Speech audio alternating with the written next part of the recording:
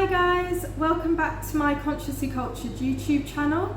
My name is Caitlin and my aim is to get you all fermenting in the comfort of your own home. Today I'm going to be showing you how to make my sunshine sauerkraut. This is probably one of my best sellers. I can never make enough of it.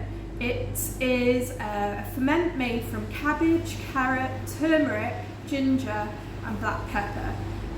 It's an absolutely amazing ferment for any time of year, perfect for the depths of winter, so January, February time when you need a little boost.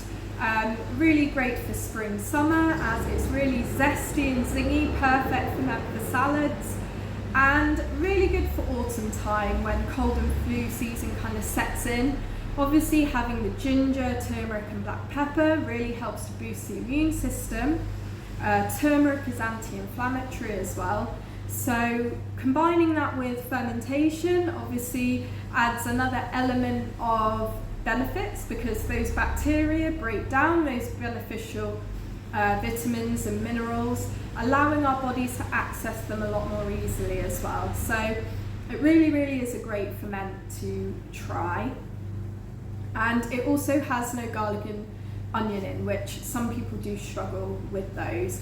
I love onion and garlic, but I need to remember not everybody likes it or can necessarily handle it. So yeah, let's get started. So all you're going to need for this ferment is 600 grams of cabbage. So I'm using hard white cabbage here and I've shredded this. You're then going to need 300 grams of grated carrot, and then you're going to need 35 grams of fresh ginger, 2 teaspoons of turmeric powder. You could use fresh turmeric as well, that will work absolutely fine. 1 teaspoon of black pepper, and then your sea salt, unrefined sea salt. I use Cornish sea salt, and that is the weight of that is going to be 2% per weight of your vegetable mix, which everything added together will be about 950 grams, and that means that your ferment is going to need 19 grams of salt. So you're also obviously going to need your fermentation vessel. Because I'm making 900 to 950 grams of sauerkraut, I know that it will fit into a litre vessel, ensuring that there's sufficient headspace for me to weight those vegetables down. It can be a clip-top kilner, it can be a twist-top jar, it's absolutely fine, as long as you can close the lid on tight. So we'll get started then. As I say, I've already processed my vegetables just to make it a little quicker on the demo. So I've shredded my white cabbage here. You could use Savoy cabbage, you could use red cabbage if you wish. It's absolutely up to you. So I've got my 600 grams here. Then I've got my 300 grams of carrots that I grated. I just gave them a good wash. I do keep the skin on because there's lots of beneficial microbes on the skin, so you don't need to worry about grating them. So I'm going to add that to my bowl here.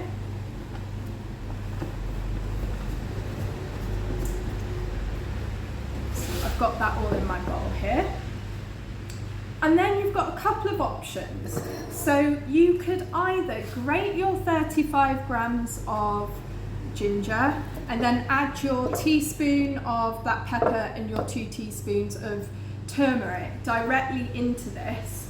What I do instead is I like to make a paste, mainly because I think it incorporates all those flavours a little bit nicer when you're mixing it into your ferment.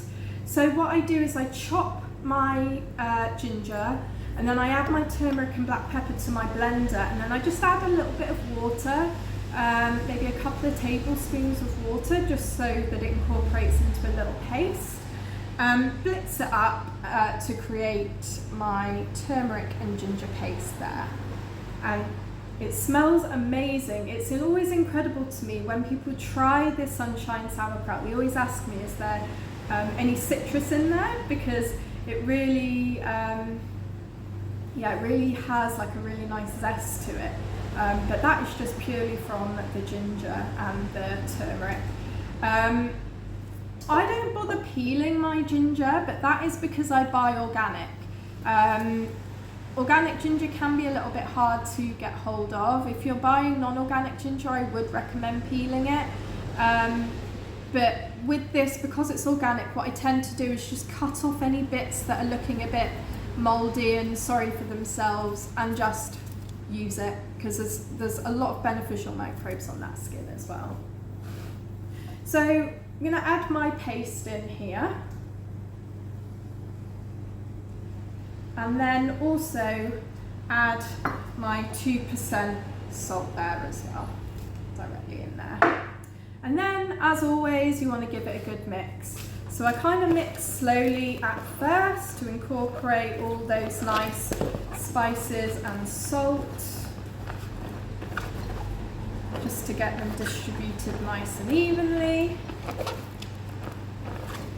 And then you really, once you've done that, you want to get in there and squeeze. And really don't be afraid of squeezing your vegetables. It is not going to harm your sauerkraut, and we want the salt to start drawing out the liquid from the vegetables to create that brine. So I always recommend using organic veg or veg that's unsprayed, just because obviously vegetables that have come from a healthier soil are going to have more beneficial microbes on them. It's not the end of the world if you can't get hold of organic. Just make sure to give your veg a good wash. If you're using your hands, obviously you've got beneficial microbes on there that will be incorporated into your ferment. Also the microbes that are found on your work surfaces as well. So there's plenty of opportunity for lots of beneficial microbes to still help get your ferment started if it is non-organic.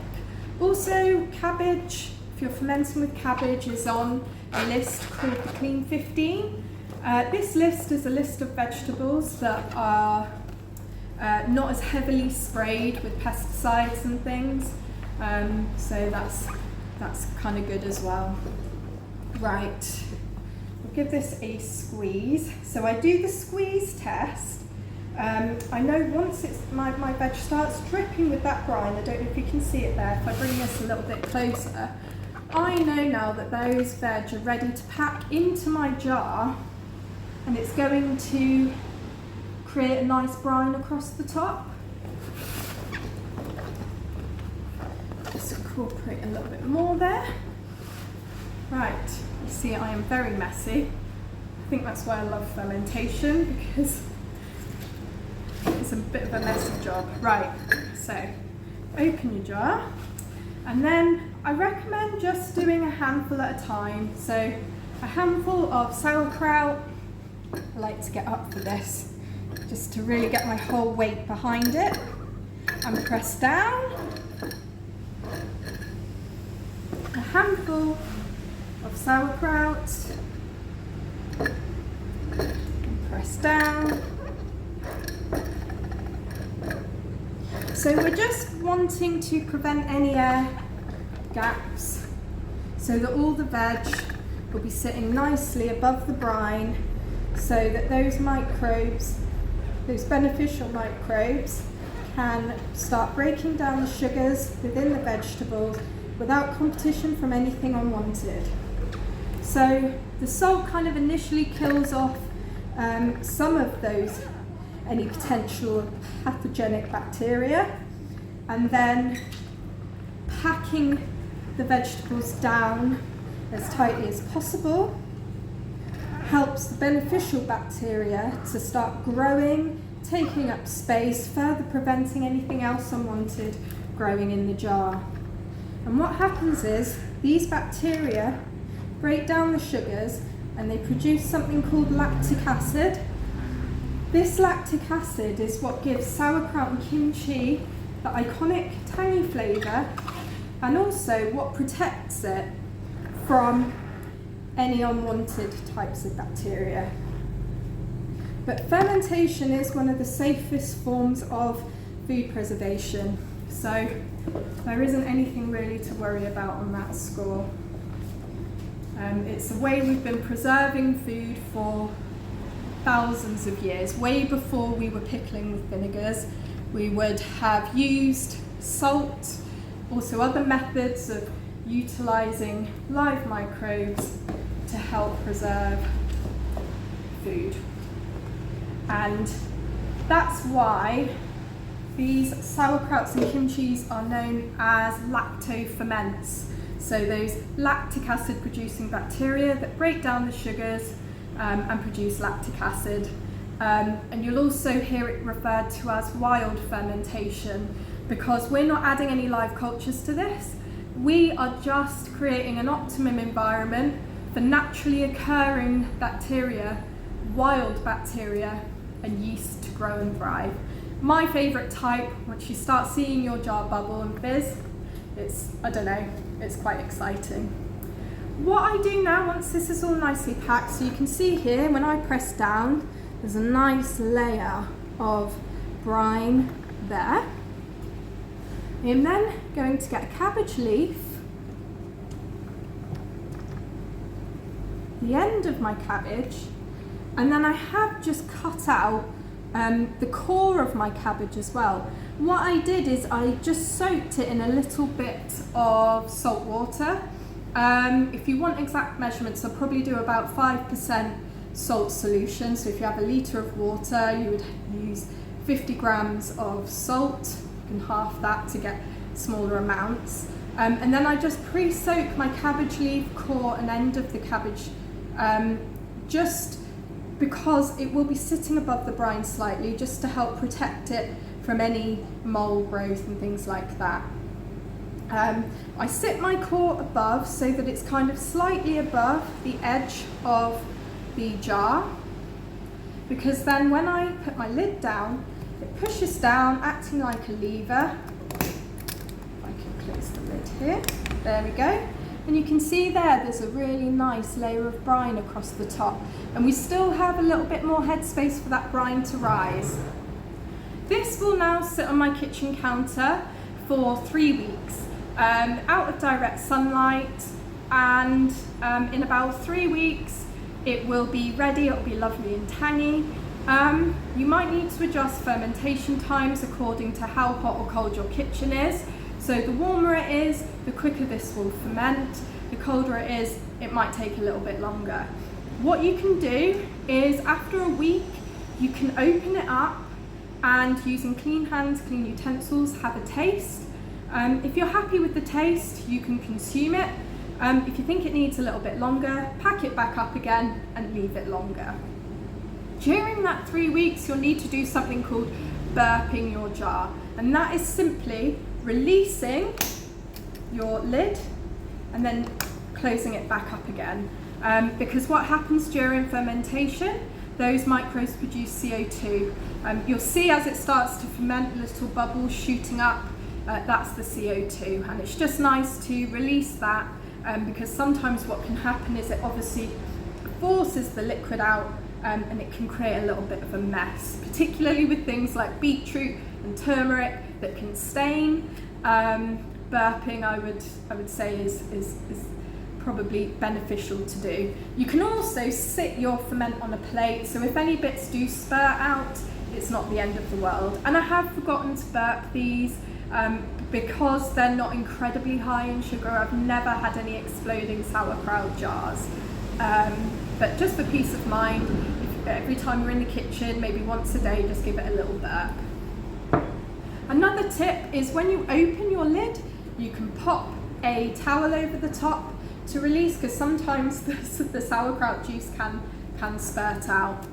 But yeah, that's it. That's making the sunshine kraut. And like I say, really good with summer salads. I have this with a roast dinner, great with burgers. To be honest, I treat this like a condiment, and I'll pop it on the side of absolutely every meal I have. Just like a condiment or a traditional pickle. In the autumn winter months, I'll have a spoonful of this as a bit of a boost. Don't throw away the brine. There are lots of beneficial microbes in that brine once it's finished fermenting. Have it as a little gut shot in the morning, add to smoothies, soups, stews, things like that. Obviously this is best eaten cold. It's a live product, so if you heat it up, you're potentially killing off lots of those beneficial microbes. But sometimes I will incorporate these into a stir fry. If you mix and match, you can eat some cold, eat some warm. Just gives a little bit of diversity as well. Anyway, that is it for the sunshine sauerkraut. If you like this video, please like it, and you can subscribe. I'll be doing lots of other videos as well. If you'd like to join me in person for a workshop, I have lots available on my website, deliofermentedfoods.com. I'd really love to see you there. Anyway, hope you've enjoyed the video. Happy fermenting. Bye.